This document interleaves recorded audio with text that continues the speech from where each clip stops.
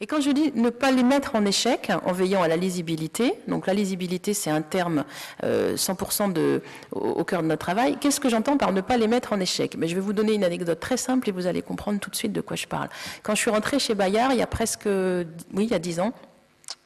j'ai découvert dans les méthodes de travail une des spécificités de cette maison qui était de tout le temps aller voir les enfants, donc on retourne tous les mois voir le public, et puis d'être au carrefour des professionnels de l'enfance, les enseignants, les psychologues, etc., qui eux vont nous faire remonter les besoins des enfants d'aujourd'hui. Et je rencontre une psychologue qui me dit qu'elle a souvent dans son cabinet des enfants tout petits, alors quand elle disait tout petits, c'était des 3 ans à peu près, avec des parents qui disaient « Oh, ça sera un manuel, il n'aime pas les livres ». Et elle me raconte ça, moi j'étais absolument estomaquée, et ce qui m'a frappée très fortement, c'est qu'au lieu d'être déçue du bouquin qu'ils avaient mis dans les mains de l'enfant,